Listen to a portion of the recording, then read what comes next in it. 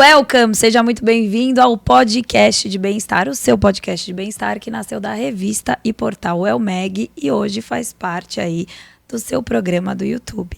Eu sou Marina Weishaupt, um pouco sem voz hoje, mas prometendo entregar todo o conteúdo aqui no nosso episódio de hoje. Eu sou Samantha Weishaupt, é ótimo, né? A gente tá tão unida que agora eu me chamo Samantha Weishaupt. E eu, Marina Hakrat. Eu sou Samantha Hakrat, editora-chefe, e hoje a gente tem dois psiquiatras queridíssimos, a Bruna e o Michel. Muito prazer. Agora, Bruna, conta pra gente quem é você. Bruna Cleveland, psiquiatra pós-graduada pelo IPMED, e aí nessa estrada da saúde mental. Eita. Que não tá fácil, né? Fica fácil. Fica fácil. Entendendo, Michel? fica fácil. Pode ficar fácil. Eu sou Michel Haddad, é um super prazer estar aqui com vocês. Eu sou médico psiquiatra, atualmente eu trabalho em 2 hospitais, no Instituto de Assistência Médica ao Servidor Público Estadual e na Unifesp. E meu grande papel lá que eu tento desenvolver diariamente é a educação médica. Que demais, né? Levar conhecimento médico, aliás, não só para o especialista, né? Apesar de ser psiquiatra, trabalhar como psiquiatra, mas também para o não especialista, né? É justamente disseminar conhecimento sobre saúde mental, beneficiando aí o máximo de pessoas possível, né? De pacientes. E eu acho que é importante, né? Inclusive, parabenizá-los aí pelo podcast. Obrigada. A gente trazer pautas tão sensíveis assim, né? Que, no meu ponto de vista, a informação, o conhecimento pode ser fundamental para a gente virar esse jogo, né? A disseminação da informação, né? Sem dúvida. Esse é o objetivo da revista, né? Sempre foi o objetivo do portal e da revista, trazer esse conhecimento de bem-estar, que quando a gente fala bem-estar é algo tão amplo, né? E para cada pessoa é de uma forma, mas a gente tenta trazer ele da melhor forma possível e mastigada para as pessoas realmente viverem isso de fato, né? E hoje a gente está aqui para falar de um tema super polêmico, importante, que é a questão da saúde mental na violência da mulher, né? Quando a mulher passa... Sofre violência, não só a física, como a psicológica também, né? Que eu acho que é tão ruim quanto. E a mais velada, pouco né? mais... Isso é importante a gente pontuar, porque geralmente o que chega pra gente, o que chega na denúncia é a agressão física, mas a violência ela começa muito antes disso, né? A psicológica, a moral, patrimonial, a sexual e física, né? Então, são vários tipos de violência. Vamos falar um pouquinho de cada hoje, né? Sim. E além de tudo, né, vocês fazendo aqui um trabalho de bem-estar, né, ter a coragem de trazer um tema tão sensível quanto esse, né, porque é um tema velado, né, espinhoso a gente falar de uma coisa que acontece ao nosso lado todos os dias. Exato. Essa é a grande dificuldade, a gente conseguir dar visibilidade para uma coisa, para uma situação gritante, mas que é velada, né? E acontece com os nossos vizinhos, na nossa família, né? Os dados, os índices estão aí para mostrar isso, né? E o pior, que as estratégias que a gente está tomando e estão acontecendo, ainda bem, mas são estratégias recentes. A gente passou por muito tempo tendo algo solidificado na nossa sociedade, né? Que ela não era vista, né? Não era clamada, não tinha, né, o que tem hoje, que é essa grande participação populacional, de mídia, trazendo isso em debate e dando voz para os oprimidos, e no caso da mulher especificamente, da questão do gênero feminino, como isso historicamente, né, foram vítimas, né, de todo um contexto político, institucional, né, que se reflete, infelizmente, na violência da mulher, né? Fala-se muito da violência doméstica, né, Bruna? Mas como que é lógico que onde a mulher sofre mais violência é no lar. Olha, isso é uma coisa paradoxal, né? Até do ponto de vista de saúde mental, você imaginar, puxa vida, no lar, que é o lugar onde eu tenho mais segurança, é o lugar onde eu sou mais agredido. E a pergunta que eu tenho é, a gente falou da agressão física, né? Ela é não mais divulgada, mas eu acho que ela tende a ter uma procura maior por uma ajuda, talvez. Mas o quanto tem mulheres sofrendo uma violência mental, Moral, né? moral, sem muitas vezes perceber e nem se passar pela cabeça que ela tá sofrendo isso, né, Bru? É, aquele insultozinho, assim, meio indireto, aquela coisa mais indireto, o modo de falar, né? Que vai causando esse dano emocional, né? A crítica vai gerando crença, um conjunto de pensamentos aí que vão reverberando dessa forma psicológica, né? Antes de qualquer agressão física mesmo. Mas assim, que vocês têm conhecimento, o número da mulher que sofre essa agressão física, que procura uma ajuda psicológica, é maior? Ou hoje, de fato, já está tendo mais procura por ajuda para doença não, né? Para violência moral. E mental? Acho que existem jornadas, né, Bruna? Assim, você tem jornadas, por exemplo, de crime de violência física, né, onde é visível. Isso até assim pode gerar um constrangimento maior e força a necessidade de uma tomada de decisão. Então, talvez isso impulsiona mais também a mulher para pedir ajuda, né? Nesse aspecto também tem uma coisa interessante que é um fator maior de credibilidade. Você aparecer com um roxo perante uma autoridade, por exemplo, policial, ou um médico, eu fui agredida, né, do que eu estou sofrendo assédio moral, por exemplo, ou violência psicológica. Isso, a credibilidade é menor. Então, a gente está falando de uma população que é a minoria, né, assim, está em desvantagem do ponto de vista de credibilidade. Então, para você reforçar isso, é mais difícil. Então, tem jornadas. Eu acho que, geralmente, você tem jornadas, por exemplo, com profissionais de saúde mental, onde você tem uma busca ali à porta de entrada, né? E aí depois, por exemplo, uma denúncia nos órgãos competentes, autoridades policiais. Você tem uma jornada, por exemplo, religiosa. Muitas vezes, né, os líderes religiosos são as pessoas procuradas aí para dar ajuda, familiares, né? Ou pessoas que entendem do tema, ouviu dizer, né, e podem trazer esse primeiro amparo. Então, você tem vários níveis e várias jornadas aí de acesso, né, de voz, de vazão para essa pessoa que está sofrendo algum tipo de violência, né, violência doméstica ou violência contra a mulher. Alguns dados interessantes, assim, o Brasil, ele foi, em 1994, a gente teve uma convenção, foi uma convenção de Belém do Pará, e lá nós nos comprometemos, né, a punir, prevenir e erradicar a violência da mulher. Veja, estou falando de 1994. Né? Ontem, praticamente. Né? Eu até trouxe uns dados aqui interessantes, se me permite, assim, que eu estava estudando para vir aqui, tá? Estávamos. Ai, que bom! Que bom que tem pessoas estudadas, porque a gente pode ser questionadores. A Bruna é a psiquiatra dos resumos, ela estava com vários. Mas olha só cada dados interessantes. E quando a gente fala que é um problema histórico, institucional, político, porque veja um modelo de cultura primitiva onde você tinha uma questão da força, né? E aí o homem tinha um domínio, né? Mas isso continuou, se perpetuou. Então, desde a elaboração de uma sociedade patriarcal. Não era interessante ter filha mulher, porque não dava conta do serviço físico, braçal, né?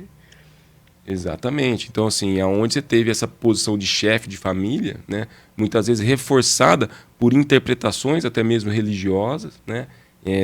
Notem que eu gosto bem dessa diferenciação de interpretações. Então, é como que a gente interpreta aquilo ali, e isso veio, ao longo do tempo, se perpetuando. Então, até 1827, mulher não podia frequentar a escola básica. Ninguém está falando de faculdade. 1879, mulheres não podiam ingressar no ensino superior. Em 1932, mulheres não podiam votar. Até 1962, mulheres casadas precisavam de autorização do marido para viajar, abrir conta bancária, ter estabelecimento comercial, trabalhar e receber herança. Até 1983, mulheres eram impedidas de praticar esportes considerados masculinos, como, por exemplo, futebol. Ou seja, foi só em 1988, com a promulgação da nossa nova Constituição, que a gente viu uma ampliação dos direitos da mulher. E com isso, quando a gente fala de direitos da mulher, com certeza é inerente que a gente vai ter um olhar também para essa questão da violência, né? Então vejo que é uma coisa muito recente. Muito recente. E ainda eu vejo como mais recente ainda a questão das mulheres estarem mais abertas ao pedir ajuda, ao falar sem ter o que você falou, de uma outra pessoa que tá olhando de fora, e meio que falando, olha, você, né, que eu acho que é da agressão física, né? Quando você vê que a mulher tá passando por aquilo constantemente, e aí você fala assim, vamos lá, pede ajuda, né? Uma pessoa que tá próxima. Agora, o mental, o quanto vocês ali no consultório, às vezes, devem atender pessoas que nem sequer ela própria entende que tá passando por aquela agressão. É isso que eu ia falar com a sua pergunta, assim, porque isso passa pela questão do entendimento, né? Tipo assim, mas você vai usar essa roupa? Você vai vestida assim? E ela começa a controlar o comportamento, forma de falar, de agir, mas ela não está entendendo que ela já está sendo agredida, né?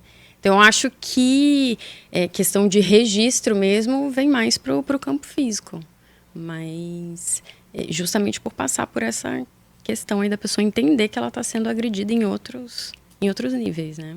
Bru, você atende consultório. Consultório, somente. Consultório. E muitas mulheres passam por lá? Como que é? Bastante, não é o que mais vem, mas a gente pega justamente o que a gente estava conversando, né? A gente pega em perguntas, nem sempre é uma demanda da paciente. Tô lá porque eu tô agredida, eu tô lá porque eu tô deprimida. E aí a gente vai puxando, entendendo de onde está vindo isso. Né? E como que é pra você auxiliar essa mulher que às vezes, muitas vezes, não tá nem percebendo que ela tá passando por esse tipo de violência? É muito complexo, porque a gente tem que começar lá do inicinho para não ser invasivo, né? E fazer ela entender onde que a coisa tá passando, por que ela por que eu tô falando essas coisas para ela, para fazer ela entender o cenário, né? Que muitas vezes não é o que acontece. E, Michel, você estava falando que você auxilia muitos médicos, né, a trabalharem esse tipo de questão. E aí, como que é para você passar essa informação para pessoas que estão lidando com isso no consultório? Assim, a gente tem uma dificuldade, e aí, mais que o consultório, eu gostaria de falar, por exemplo, do serviço público, né? Que eu acho que porque só fazer um parênteses aqui, quando a gente fala, por exemplo, de vítimas de violência doméstica, a gente vai se deparar com as populações de baixa renda, com mulheres negras, de baixa escolaridade, em idade de 30 e 39 anos. Esse é o macro. Esse é a estatística onde a violência contra a mulher no âmbito doméstico mais acontece. E 30 a 39 anos é interessante, né? Porque é geralmente essa mãe de família jovem, né? Sim. Eu tô nesse target aí, eu tô nesse raio dos 30 a 39. Mas graças a Deus não... Sem violência. Ai, sem violência. Senão eu já estaria denunciando aqui. E por mais que você receba essa mulher, você, como a Bruna falou, faça um screening com perguntas assertivas sobre o relacionamento, né? Muitas vezes, essa própria questão é o cerceamento da liberdade, né? Que começa com a questão da roupa e geralmente acaba na violência física, né? Então, são indícios que essa pessoa não está vendo, né? No dia a dia, e principalmente aonde o gênero é o motor, né? Por conta da mulher, né? Ou do papel que deveria ser assumido por essa mulher, ou aquela imagem, né, do que esse homem entende desta mulher que ele desejava. E essa mulher, muitas vezes, ela passa por questões assim, então, de dúvida, né? Será que é ou não é? Eu não sei, porque não tem acesso ao conhecimento. A gente está falando de uma população carente de informação. Muitas vezes, num contexto de falta de apoio, porque esse indivíduo, geralmente, ele é o provedor, porque a gente tem uma simetria de poder social. O homem, ele é mais empoderado profissionalmente, socialmente, do que a mulher. Então, ela, né, tem uma questão de filhos, muitas vezes, tudo mais, aonde... E também uma violência afetiva, né? A gente não pode desconsiderar emoções. Ela, né, ama o agressor aí. Né? Tudo começou com uma história de amor, no fim das contas. Vai ter que lidar com isso. Então, por mais que você trate... Porque se ela procurou o psiquiatra, chegou no psiquiatra, provavelmente já tem uma repercussão psicológica. Depressão, a gente pode até falar disso, ansiedade, como são os sintomas e tudo mais. Mas você faz uma intervenção, você melhora a causa, o motor continua. Por mais que esse indivíduo ele seja punido. A lei da Maria da Penha, promulgada em 2006, que aliás nós fomos penalizados, o Brasil, foi assim, um checkmate. Tipo, vocês fazem alguma coisa, e aí saiu a Lei Maria da Penha, né? Que foi super legal. Inclusive está entre as 3 melhores leis do mundo que regem sobre a violência doméstica. Então, ela é dura com relação à punição do agressor, a medidas restritivas e a garantia da segurança da mulher. Então, aplica-se a Lei Maria da Penha, mas você tem uma questão social, né, de estruturação, esses resquícios patriarcais, o machismo consolidado nos meandros das relações ali pessoais, que a gente não consegue acessar, a gente não tem braço para isso, né? Então, é fundamental, né, esse tipo de ação aqui, ações, eu digo assim, isso é responsabilidade.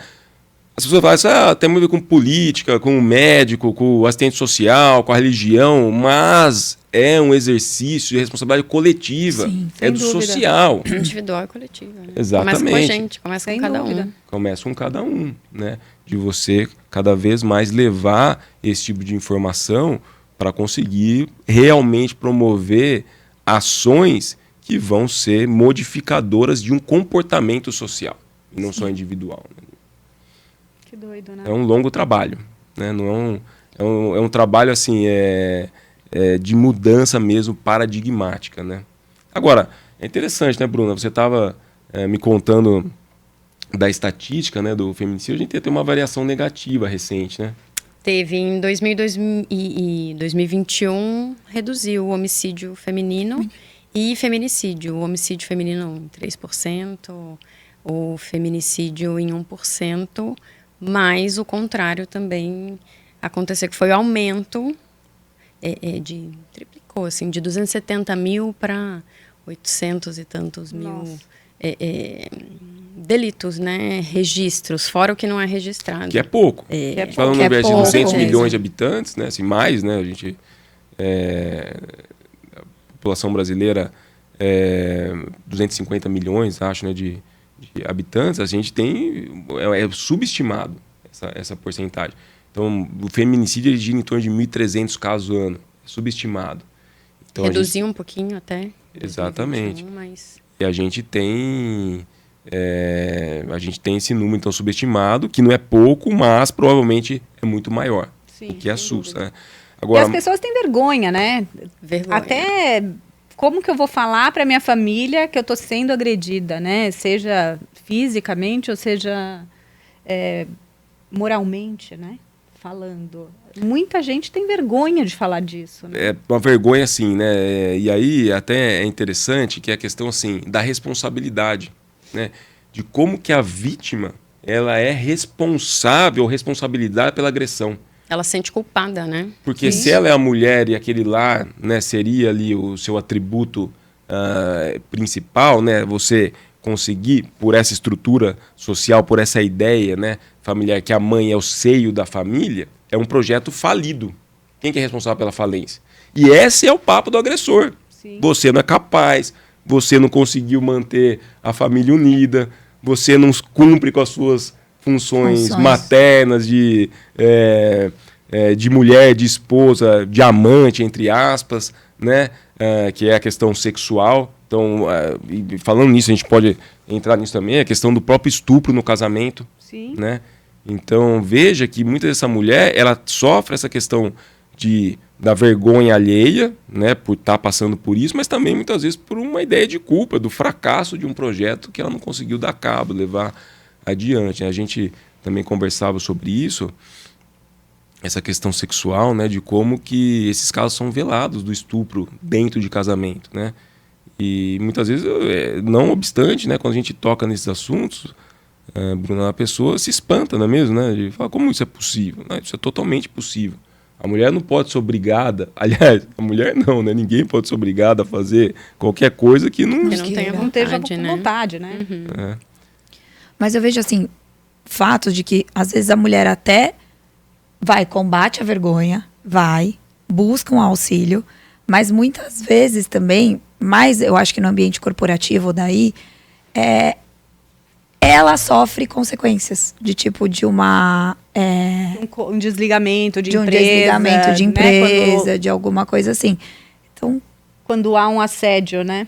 quando há um assédio e até sexual, né? Então eu já vi pessoas que tiveram isso, assim, né? De, poxa, sofri um abuso sexual dentro da empresa, fui conversar com a RH, me falaram que iam me dar todo o suporte e de repente ela foi desligada e o agressor não. Continua lá, né? Então, como que deve ser isso também, né? A gente, como eu disse, né, a desigualdade entre os gêneros, né, a simetria de poder, ela leva a situações como esse formato. Então, uma coisa que eu acho super interessante é você criar dispositivos legais, por exemplo, então delegacia especializada na mulher, você ter varas especializadas na mulher, você ter hospitais de referência para receber as mulheres vítimas de violência sexual. Aqui no São Paulo a gente tem o Pérola Byton, né? Sim. Mas São Paulo tem, outras capitais no São Paulo tem, mas evidentemente que o Brasil não tem e as pessoas estão lá não estão preparadas para recebê-las. Assim como no meio empresarial, você não tem, por exemplo, né, um compliance bem definido, orientações de RH, canais capazes com pessoas treinadas para receber esse tipo de denúncia, levar isso à frente, conseguir realmente determinar quais foram as razões, quem fez, quem é o agressor, se é rotineiro ou não. Então veja que isso, assim como as leis que a gente estava se referindo, elas são recentes, né? Agora, o que a gente tem visto é um movimento nesse sentido, que é legal. Né? Acho que cada vez já é um passo, né? Abrindo portas, né? Exatamente, eu acho que... né? Então, assim, é super Eu tenho uns termômetros sociais que a gente usa que eu acho que é legal, né? Assim, né? Lógico, sou psiquiatra, né? Então, assim, a gente lida com comportamento, né? Mas é meio deselegante, piadinha de mulher já, né? Então, isso é deselegante. Mesmo que você tá naquela roda de amigos ali íntimos, isso não pega bem. Então, isso é um bom sinal. Sim. Né? Muito e legal. você já tem um termômetro, tipo, ó, isso aqui não é legal, sabe? Não é cool, né? Não tem graça mais isso. Então, eu acho que esse é a baliza da questão social, cultural. Assim como não tem graça piada homofóbica, não tem graça piada com relação a gênero, a raça, né? Então, são coisas que, principalmente mais jovens, né? A gente atende jovens, né? Os jovens têm mais essa consciência, sim, né? Muito mais. A tecnologia, ela veio, né, para ser um facilitador. Tipo, hoje a gente está aqui num podcast, que esse podcast vai atingir milhares de pessoas aí nas redes, e é uma porta, né? É uma abertura de voz para mulheres que talvez, como você falou, tipo, troca essa roupa e você não tava com a antena ligada para falar assim, nossa, isso pode ser uma possível agressão? Sim. Será que isso tá acontecendo corriqueiramente? Não tá? Vamos começar nos tipos, né? Então, ele começa no trocar roupa, e aí evolui para qual?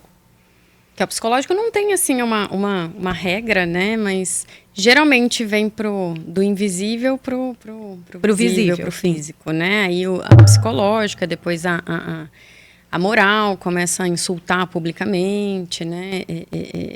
Calúnia, que traz para o público, né? Constrange de alguma forma. A patrimonial vai cerceando documento, foto, controla o financeiro, destrói de alguma forma material profissional de trabalho, impede o trabalho de alguma forma, né? E até que isso vai chegando no sexual e no físico, na agressão, no dano físico mesmo, né? E esse ponto que a Bruna está citando, assim, é geralmente uma escalada, né? Na intensidade, no tipo da agressão. Você vai perdendo janelas de oportunidade, de intervenção, tanto no sentido de prevenção. Então, veja, eu tenho uma janela de oportunidade, que a partir do momento que ele fala troca de roupa, espera aí, né? Porque o ambiente... tá. Né? Então, era... Como é que é? Me ajuda. Vocês são melhores que eu para isso. Era um modelito... Né, dress code, eu fui de praia, bom, tudo bem, né? Não estava sabendo da roupa, que era para isso, tá no convite aqui, então troca aí que a gente vai estar demodê lá no negócio, tá bom, agora, né? Não, mas tá curto demais isso. Então, são indícios, isso é a oportunidade de intervenção, porque isso você pode conversar, pode modular para entender do que se trata isso, né? Agora, se isso é sistematizado e vai gerando uma diminuição do raio de ação dessa mulher, ela vai se sentindo oprimida, e aí vem tristeza, isolamento familiar, isolamento de amigos. isso vai gerando um sofrimento, você vai perdendo tanto a janela de oportunidade de prevenção, porque você não está agindo lá onde está acontecendo o problema, e você não está agindo aqui, do ponto de vista emocional, psicológico. Ou seja, isso vai caminhando para frente, podendo como levar... atua, né? Ele vai isolando, não dando a chance dela se proteger disso, né? levando a casos de transtornos mentais, né? Sim. Eu ia Depressão, perguntar ansiedade, isso, trauma. tipo, qual que é o reflexo disso normalmente na mulher, né? O reflexo comportamental da mulher ou emocional. Como que normalmente essa mulher que é agredida começa a se comportar? Você falou alguns aspectos, mas deve ter, acho que a Bruna deve... Ela vai se fechando, vai murchando, vai deprimindo, né? E aí começa a virar sintoma, né? Mas geralmente entra aí pela depressão e ansiedade, né? Ansiedade pela tensão que vive o tempo inteiro, com medo do que pode acontecer, né? E a depressão, a tristeza, enfim, acho que é o mais frequente, assim. E são situações, quanto mais rápido a gente intervir, melhor o desfecho clínico. Eu estou falando de doença, transtorno mental, tudo, né? Aliás, como tudo, né, na medicina, quanto mais rápido você consegue fazer uma intervenção adequada, você vai ter um êxito terapêutico maior. Então, essa mulher, por exemplo, vivendo situação traumática constante, isso vai agravando e, consequentemente, gerando maior dificuldade do ponto de vista terapêutico, né?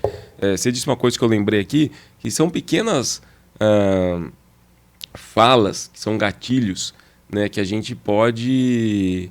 que a gente ouve isso assim com frequência, do tipo, né? Você fala, vai gerando medo. Eu tenho medo quando ele vai chegar. Saiu pro happy hour com os amigos, tenho medo de como vai chegar. Vai chegar um monstro em casa, né? Tipo, o dragão de Komodo vai chegar, isso. Então, isso imagina, a dimensão da coisa, né? Então, todo mundo, né? Cada um no seu quarto, porque vai chegar o imperador lá, né? Então, isso é uma situação de opressão, né? Dessa estrutura aonde tem um domínio. Como eu disse, volto a dizer, uma simetria de poder, né? Um é mais empoderado que o outro, né? Que geralmente acontece, né? Geralmente é a mulher que fica em casa e o marido que sai para trabalhar. E aí que causa tudo isso, né? Exatamente. Então, assim, é lógico que a mulher, ela tem ciclos da vida onde ela, principalmente gravidez e tudo mais, que ela vai ter que se abster, né? De determinado papel social profissional, né? Principalmente maternal. Então, você tem que ter dispositivos sociais que consigam suprir, né? Ou, entre aspas, empoderar essa mulher nesse momento, né? Principalmente, vou dizer, as mulheres de baixa renda, as populações mais vulneráveis, mais frágeis, imigrantes. Essas pessoas, ela tem que ter um amparo social maior provido por toda a sociedade, não é só pelo poder público, até um entendimento. Como você falou da questão corporativa, né? Sim. Geralmente a mulher vai engravidar, é uma super preparação, né? Mas... Principalmente a mulher que está no mercado de trabalho, né? Já tem que se preparar com muito tempo de antecedência, porque sabe que vai ter que passar por aquele momento que vai se desligar. Muitas empresas não dão esse suporte para esse desligamento. Nem querem dar, né? Nem querem dar. Isso acaba sendo um tipo de agressão ou não contra a mulher? É um tipo de violência, por exemplo, quando a gente fala a violência psicológica, aí você entra o assédio, a humilhação, você discriminá-la, a questão do próprio rebaixamento, né? Do tipo, mas vai engravidar, né? Então, tá num cargo de promoção, aquela ali não, vai engravidar. É uma violência. Eu vou escolher esse aqui porque aquilo ali tá em idade fértil, né? Passa a ser uma desvantagem, né? Exatamente. Se a gente tem alguém trabalhando pelo mesmo e, putz, mas ela vai engravidar e ele não, vamos com ele, né? Então isso é uma violência, né? Tá lá, isso é descrito, porque isso vai ter uma repercussão para a mulher. Imagina, você tá fazendo o seu melhor, você tá se esforçando, você tá tendo resultado, né, valorizado, é uma frustração enorme. Sim, né? sem dúvida. Então você está sendo... E aí, vem no âmago da questão da violência da mulher, porque é aquela violência que ela é direcionada especificamente pelo gênero. Aquilo só está acontecido porque ela é mulher. Né? Não é por outra razão. E isso que é a definição da violência da mulher, né? Que é a especificidade, que o motor a causa é o gênero. E então, nesse sentido, você promover e aí são questões complexas, né? Promover toda uma cultura, uma questão que não é só de relações, mas âmbito profissional, político, social e tudo mais. Isso tudo, eu acredito que tem ganhado voz, né? Na esteira de várias coisas. Então você vê, população LGBTQIA+, né? A questão de identidade de gênero, a questão de cor, de raça, imigrante. Até na própria medicina, hoje a psiquiatria tem uma coisa que é super legal, assim, que chama etnopsicofarmacologia. É um ramo. Sabe, o que é isso? Parece um palavrão, né? Psicofarmacologia é o ramo que você estuda os medicamentos e tal. Etno é assim, é você olhar para populações específicas, né? E não tem a ver com raça. Etno são os grupos que convivem, né? Não é da mesma raça, são os grupos que convivem. Buscando estratégias específicas para ele. Porque isso. O tratamento da depressão desse é diferente daquele outro. Então, quando a gente olha o SUS e fala do conceito de equidade, é você dar diferente, de modos diferentes, aquilo que os indivíduos precisam. Não é dar o mesmo para todo mundo, porque cada um tem suas necessidades. O negro tem a necessidade dele do ponto de vista social, a mulher tem a necessidade dela, o homem. Então, é você olhar e falar, peraí, onde estão esses gargalos, onde estão esses pontos que merecem intervenção? Então, é olhar especificamente. Eu sou otimista assim, com relação a isso. Eu acho que há um movimento crescente que vem fomentar. A gente está aqui, falando nisso, né? As coisas não acontecem por acaso. Não. Sim. Esse caminho tem que acontecer de todos os casos de feminicídio, depois que vira registro, estatística, 70% não teve, nunca chegou na rede de suporte, na rede de apoio, nunca chegou. Né, Não chegou a ter voz do problema. Não chegou a ter acesso a isso, né? De alguma forma. 70%? 70% dos que viraram estatística, né, de feminicídio, nunca teve um registro, um contato, ou em delegacia, ou no 180, né? Gente, 70% é muito. É muito. E assim, você está falando de um número que é prevenível, né? Tá falando assim, que aqui se tivesse uma intervenção, provavelmente não tinha chegado lá. Sim, Exato. sem dúvida. Né? Então, é muito difícil isso, né? Mesmo assim, você não consegue também, do ponto de vista de prevenção, por mais que você tenha medidas de restrição, por exemplo, o homem tem que ficar distante da mulher. Como é que você consegue controlar isso? Né? Imagina, está numa periferia, distante, como é que você controla o acesso? Que a pessoa não vai chegar a tantos metros daquela pessoa. E é alguma coisa assim, e isso, a mulher muitas vezes tem medo da consequência que aquilo vai ter, da denúncia. Porque ela sabe que provavelmente as medidas não vão ser capazes. A punição não é eficaz, né? Não vão Ela não suprir. vai sentir uma segurança do poder público, né? Então veja como que é uma questão super delicada, né? Gente, a gente abre uma porta, mas tem diversas outras que ainda precisam ser abertas, né? Pra realmente isso de fato caminhar. Porque 70 agora me espantou, tipo, é muito ainda. Esse dado foi da Ouvidoria Nacional de Direitos Humanos. Você tem isso, 1.300 feminicídios, 266, mais ou menos assim, né? Não tem estatística fresquinha. 266 mil casos de violência dolosa. Dolosa não é aquele papo, né? De que foi sem querer, eu joguei a colher e acertou nela. Não, foi, né? Foi para acertar mesmo. Para acertar mesmo. Então, assim, são números. E isso você fala, nossa, é bastante. Né? E geralmente, assim, quando isso vira estatística, a coisa já é espancamento, né? Não é tapinha. Então, assim, são estatísticas que assustam e são. O que mais assusta? Que são números subestimados. Exato. De pessoas que vivem em risco de morte diariamente. Na pandemia, eu não sei se vocês viram, viralizou um vídeo de uma menina que estava fazendo uma reunião de trabalho. E ela estava super maquiada, passou sombra, não sei o quê. A menina falou assim, nossa, mas era só uma reunião nossa, não sei o quê. Aí toca o interfone. Ela fala pro cara assim, vai lá atender, né? E, era a polícia batendo na porta do cara. A mulher começa a chorar, ninguém entendendo nada na reunião. Ela tinha contado para uma colega. A colega tinha mandado a polícia bater para pegar em flagrante que ela estava toda machucada. Então, assim, olha que loucura, né? Isso tipo, é a amiga precisa ligar para a polícia interfonar, prender o cara. Então, assim, você faz um rolê pro cara sair da sua casa.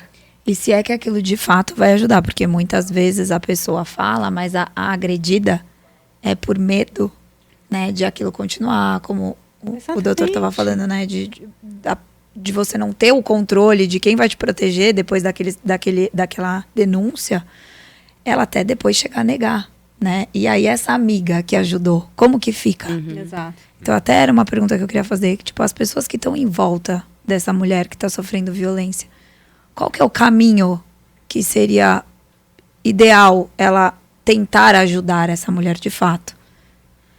Assim, eu acho que a informação, né, assim, o alerta, ele é válido, né? Vai depender muito também do grau de afinidade e do que é essa violência, né? Assim, até chegar num ponto de chamar a polícia e tal, tem que, porque às vezes não era aquilo, bem, então tem que, ó, eu sei mesmo o que está acontecendo, realmente, né? E aí sim, eu acho que tem que ser, você tem que intervir, porque veja, se tem algo acontecendo, né, ali, um crime na minha frente, eu não faço, eu sou omisso, eu vou ser responsabilizado por isso. A denúncia pode ser feita por terceiros, né? E ela pode ser anônima, inclusive, né? É. E é o caso de agressão, você liga lá e é denúncia anônima, né?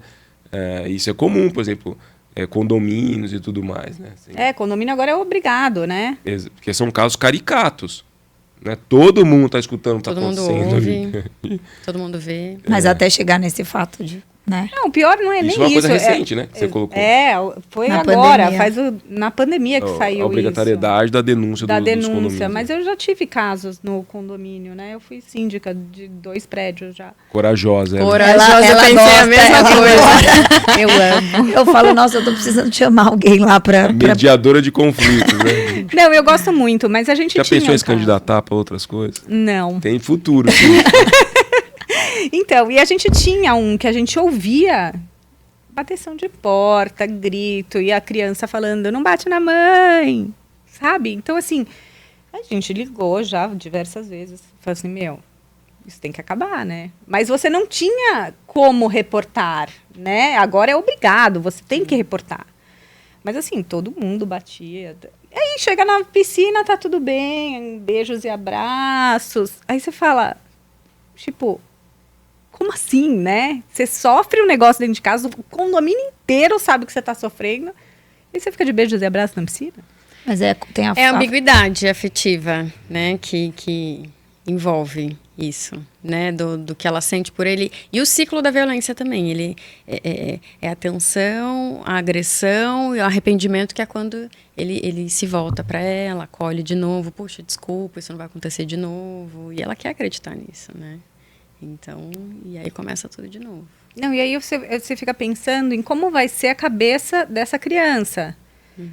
Porque... A referência, né? Exato. Então, se ela apanhar em casa, tá tudo bem, porque no dia seguinte tá tudo bem.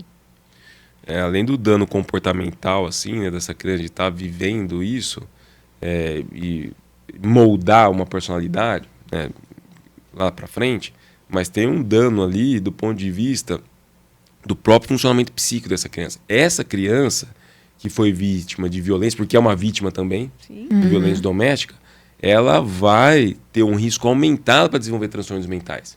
Porque é o estresse, é o trauma na primeira infância. Isso talvez seja um dos fatores de maior impacto para o desenvolvimento de transtornos mentais, de maior risco. A infância. É o trauma na infância, é a violência na infância, é o estresse na infância. Porque é um cérebro em desenvolvimento. E se você bombardeia aquilo com estímulos negativos, provavelmente isso lá na frente pode dar também repercussões negativas e graves. Depressão, ansiedade, transtorno de estresse, psicose, transtorno bipolar.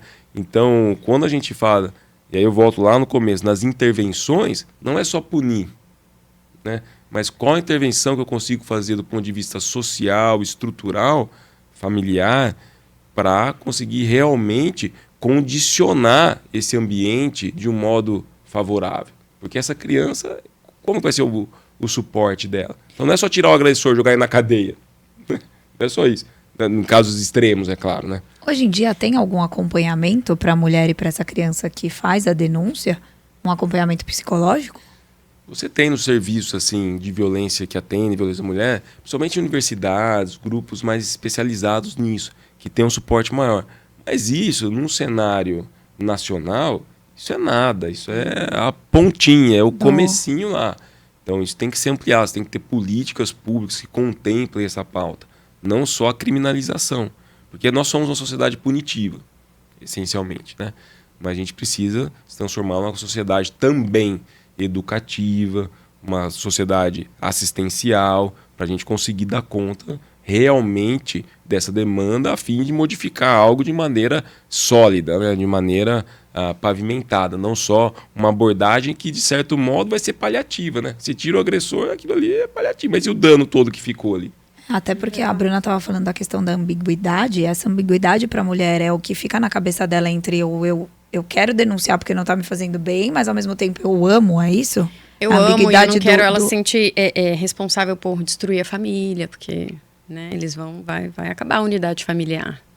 Se ela denuncia, se ela se vira contra isso, né? E a partir do momento que ela não tem um acompanhamento psicológico, eu imagino que deva ser ainda pior para sair dessa questão da ambiguidade, né? Porque ao mesmo tempo que você quer uma ajuda, você tá ali naquela briga mental com você mesmo de que, não, eu tô acabando com isso. É justamente o principal aí da intervenção psicológica é mostrar para ela o que está acontecendo, o cenário que ela está inserida de fato, né? Justamente porque o afeto acaba alterando essa crítica. E por que você acha que as pessoas pensam, nunca acham que elas estão sendo agredidas? Por que você acha que isso acontece? Por exemplo, começa com uma roupa e depois o cerceamento de amizades, de família. E por que você acha que a pessoa não enxerga isso? Porque demora para a ficha cair, né? Uhum. De você passar por isso over and over, até que a pessoa fala, não, realmente. É complexo, né? A questão de autoconhecimento, de entendimento, de não querer acreditar, né? Do que sente pela outra pessoa e de não querer acreditar que isso de fato está acontecendo, né? Tem um ponto sensível, assim, que as nossas certezas, elas não são tão bem delimitadas quanto a gente imagina.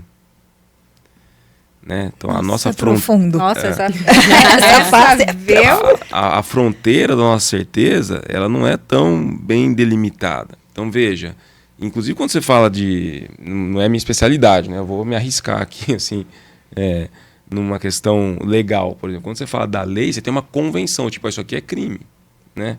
Eu vou contar uma história rápida aqui, uma coisa que me marcou. Assim, uma vez eu atendi no hospital um rapaz, ele era um agressor, um abusador infantil. Mas ele estava lá para ser atendido enquanto paciente.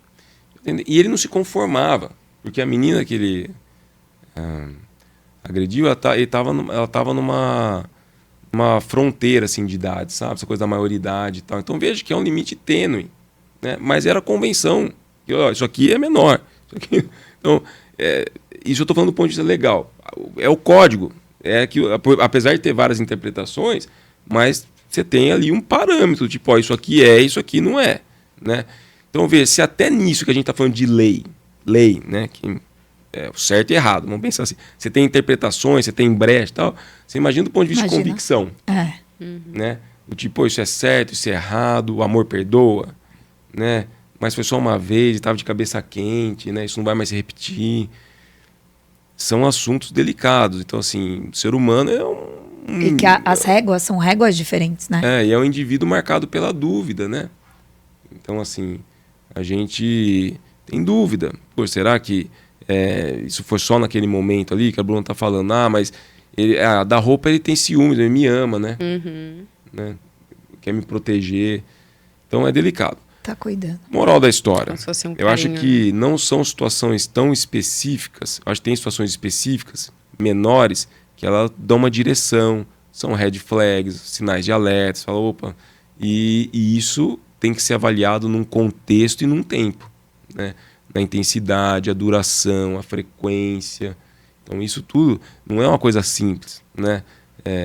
Porque a gente está falando de relações afetivas, né? Claro que nós aqui é fácil você falar, isso é agressão, isso é violência feminina, mas no contexto em si essa diferenciação ela é muito delicada, ela é muito sutil, né?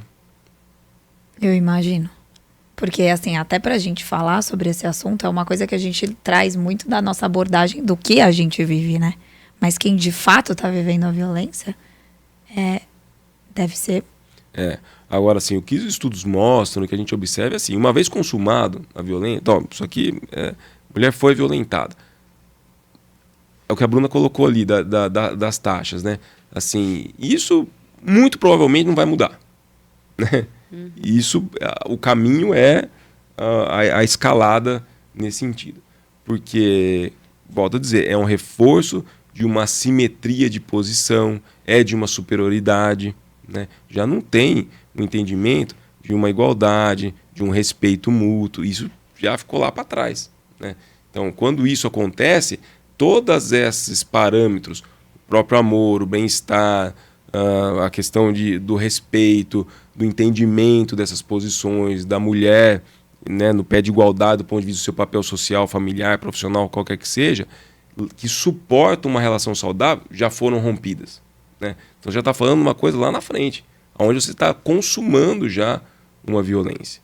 Então, provavelmente, isso, assim, infelizmente, vai caminhar para desfechos mais negativos, né? Não sei se eu vou... Você quer fazer uma pergunta? Pode falar. Depois eu comento. Eu ia fazer um comentário. Então, eu ia falar assim, você historicamente falou vários dados, né, que a gente vê que o patriarcado e tudo mais, ele é uma coisa que nos moldou, digamos, não sei se é um molde, mas nos criou para ser hoje as pessoas que a gente tem e talvez moldar, assim, a certa dificuldade da mulher buscar ajuda e tudo mais. Mas o que a gente pode fazer hoje, onde essas questões estão sendo mais faladas, para a nova geração, para as novas pessoas virem com uma cabeça diferente, para que isso, num futuro, esses dados, essas estatísticas, elas mudem mais rápido do que para o que a gente está vivendo agora. Então, né, sou mãe, sei lá, é uma dica. O que a gente fala muito, é quase que um jargão dos nossos tempos aqui, né? Mas acho que tem sentido realmente, assim, a questão do empoderamento. O empoderamento é você... O principal, que é muito difícil para o ser humano também, é falar não, né? Do tipo, você está numa situação, é falar não. Falar, isso aqui não é para ser assim. Isso é inaceitável desde o princípio. Percebe? Mandar trocar minha roupa, ou, né? Tem coisas absurdas que a gente escuta, né? Do tipo, foi estuprada. Mas olha a roupa.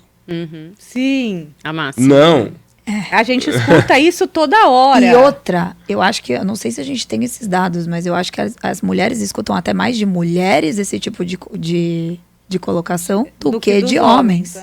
Porque as pessoas são livres, né? Acho que tem uma convenção social da questão do pudor e tudo mais, ok, né? Sei lá, isso é legislação. Mas dentro do que isso foi convencionado, as pessoas têm liberdade, né? De acordo com aquele código que rege aquela determinada população. Aqui assim, na Alemanha é diferente, né? Mas se a pessoa dentro daquilo ali está... Isso é inaceitável, né? A pessoa tem que ter essa segurança. Então, veja, você passar por situações constrangedoras, situações profissionais de humilhação ou de não valorização, né? Do tipo, eu não perdi um cargo, isso tem que ser dito, tem que ser falado, tem que ser colocado limites na relação casal, né? Porque provavelmente isso vai prevenir essa escalada da violência. Gente, isso não acontece, isso aqui é lógico, a gente fala de violência, a gente pode trazer vários parâmetros, né? Você pega o bullying, é a mesma coisa. Sim. Né? Começa a escola, faz a piadinha. Se ali tem uma intervenção, isso não é legal, isso não é assim, né? Você tem uma grande chance daquilo ficar nisso. Se você tem uma omissão, a ideia continua acontecendo, né? A minha pergunta agora, fugindo um pouco da mulher. O cara que faz... O cara, tipo, independente do gênero. A pessoa que pratica o bullying, ela provavelmente vai escalar para uma agressão futura ou não, nem sempre? Depende, né? Ou, tipo, ele já começa, tipo, dando indícios, sabe? Tipo, De uma agressividade, de uma agressividade, seja na palavra, seja... É difícil generalizar, porque isso é uma situação complexa. Que, veja, tem uma questão, por exemplo, do bullying, que é a sensação de o pertencimento. Porque, às vezes, a criança tem um que começou, mas aqueles outros têm... Isso é um exemplo que eu estou dando, tá? Uma possibilidade. de falar, puxa, se eu não fizer parte disso aqui, eu vou ser excluído. Eu que vou vai ser o sofrer bulinado. Do grupo, né? É. Isso é uma... Então, não necessariamente esse que participou ali, ele vai ser um agressor futuro. É difícil a gente... Então, são situações... né? Eu sempre digo, toda situação... E psiquiatria é legal isso, né? Porque a gente fala depressão, não existe depressão, existe depressões, né? Assim, cada um expressa aquela alteração comportamental de uma forma. Porque tem a vivência é única, essa é a beleza da vida, né? Cada um vive uma experiência de um jeito. Então, assim, esses contextos, todas essas situações, têm que ser vistas com lupa do ponto de vista essencial, do ponto de vista de intervenção social, médica, né, de saúde. Agora, claro, no rigor da lei, aí a história é outra, né? Assim, mas daí já é mais preto no branco, é uma coisa mais separada, binária, assim, né? Enquanto que aqui a gente precisa avaliar caso a caso para entender mesmo a evolução desse fenômeno. Os pacientes chegam, doutora, eu tô com ansiedade. Mas eu falo, o que é ansiedade para você? Né? Porque para cada um é uma experiência, né? Então, é a questão do individual, né? De você olhar o indivíduo, né? Inclusive, a gente falou sobre depressão aqui num podcast. E aí, só para falar pro pessoal de casa, se você quiser saber mais sobre esse assunto, pode ir até esse vídeo. E também a gente constantemente, lá no portal da UEL, a gente coloca fatos sobre tanto violência da mulher, comportamento, enfim, a gente traz Saúde bastante mental. essa pauta, que é para você, como a gente sempre fala, viver o seu bem-estar de fato. Sim, Né? sem dúvida. Eu acho que saúde mental hoje é imprescindível, né? Ninguém faz nada se não tiver saúde mental. Mas principalmente são os cuidados para a gente evitar, né, os transtornos mentais. Então, o que a gente pode fazer, volto a dizer, enquanto sociedade, para a gente promover esse bem-estar. E o bem-estar, o Brasil é líder mundial de transtornos de ansiedade. Sim. Sim, Que a gente tem uma trouxe esse dado. instabilidade em vários campos, né? Em segurança política pública, segurança pública mesmo, insegurança do ponto de vista de acesso à saúde, educação. Então a gente vive um constante cenário de alerta.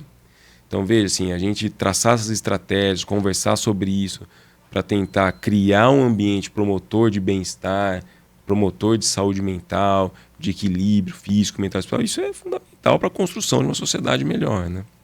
Até essa pauta que você falou do dizer não, eu acho que é uma pauta super fundamental da gente falar por aqui, abrir, até convidar vocês futuramente para vir de novo aqui para a gente falar sobre isso, porque o dizer não é uma palavrinha tão curta, tão simples, mas tão desafiadora de Tão ser difícil, falada, né?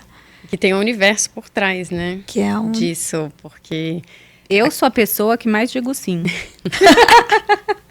Eu quase nunca digo não. Mas que muito tá ligado num desafiador. fator ali lá na frente, como, né, os doutores estão falando de, tipo, de violência. Então, assim, uma palavrinha que você poderia falar um não agora e que poderia ser um salvamento, né, uma salvação para tantas pessoas, né, e é desafiador. Quantas pessoas que não vão lá procurar vocês que não conseguem, né, dizer esse tipo de coisa. Isso em várias situações, né? Não é só no âmbito da violência da mulher, né? São inclusive assim, né? Em psiquiatria, isso é outra pauta legal, assim, que a gente super defende, né? Que é a questão do estigma, né? Então, cancela o estigma, é dizer não, né? Então, veja, não tem problema a pessoa ser portadora de um transtorno mental, buscar ajuda, não tem vergonha nisso, a pessoa não é culpada, não é fraca, que vai mais ou menos nesse sentido, né? Então, você tem muito estigma a ser quebrado, que é uma herança, né? Não vantajosa que nós temos nessa questão do estigma e da condenação, aonde os indivíduos que são vítimas, quer que sejam de violência ou porque foram acometidos de uma determinada condição patológica, muitas vezes estão numa posição de inferioridade, acuados, com vergonha e deixam de buscar ajuda e passam anos de sofrimento aí pela frente, porque foram, além de tudo, vítimas também de um preconceito, de um estigma. Sim. Gente, pra gente fechar, eu queria que vocês, eu sei que a gente falou muito sobre isso, mas focar um pouquinho mais na questão da saúde psicológica dessa mulher, né, que sofre dessa agressão mais velada, tipo, alguns pontos importantes para ela prestar atenção, assim, um alerta de vocês, tipo, presta atenção nisso, presta atenção naquilo, pode ser que eu procure uma ajuda, deixar um alerta final aí para quem tá nos assistindo, para ficar de sobreaviso. digamos assim. Eu acho que não só nisso, mas para tudo na vida, uma conversa que eu sempre tenho, assim, sentimento que a gente sente é muito GPS do nosso caminho, né? Então, assim, você está sentindo, você está desconfortável, tá sentindo que não tem uma coisa legal, começa a questionar isso, ver o que está te trazendo isso, né? Mas é um auto-olhar mesmo, né? Que eu acho que é a base para tudo, não só na questão da violência doméstica, né? Mas para a gente se olhar e tudo que a gente sente, né? Para direcionar a gente, se está indo certo ou não, né? Esses sinais de alerta, né, que a gente já citou do ponto de vista das situações, eu estou na dúvida, né, se aconteceu uma coisa comigo, né, tive essa relação ali, ouvi isso, cara, converse com as pessoas que você confia, que você ama, familiares, amigos, para tentar entender, converse com essa pessoa, para entender quais foram os motivos daquilo ali, né, e isso eu estou dizendo de um ponto de vista incipiente. Agora, uma vez consumado, assim, busque os canais de acolhida. Né? Então a gente tem um serviço federal, inclusive, que é 180, né? Que é um serviço de acolhida, né, às mulheres vítimas de violência. 7 dias, 24 horas. Exatamente. Exclusivo para a mulher. Então, aonde vai ter ali uma escuta do ponto de vista técnico, então com informações, né, para tentar dar um direcionamento para essa mulher que está sendo vítima desse tipo de situação. Que legal. Bom, você que quer saber mais sobre o tema, clica no sininho, se inscreve aqui no canal, porque a gente vai trazer os dois de volta para falar sobre a palavrinha mais temida do mundo, que é o não. Isso, e manda esse podcast aqui para mais e mais pessoas, então clique no compartilhar, porque eu acho que é um tema que a gente vai fazer a nossa lição de casa para ele chegar para mais e mais pessoas, para a gente melhorar esses dados, essas estatísticas, e realmente fazer diferença na vida da mulher que muitas vezes nem tá percebendo que ela tá vivendo isso dentro de casa. Ou fora dela, né? Muito obrigada a vocês dois pelo tempo, pelos ensinamentos. Obrigada e a gente convida vocês de novo para vir falar sobre o não. Tá bom, muito obrigado. Super prazer estar aqui com vocês. Convite aceito. Prazer enorme. Ao pessoal que está nos assistindo aí, compartilhe, leve essa informação adiante. E ela realmente aí pode salvar vidas. Pode.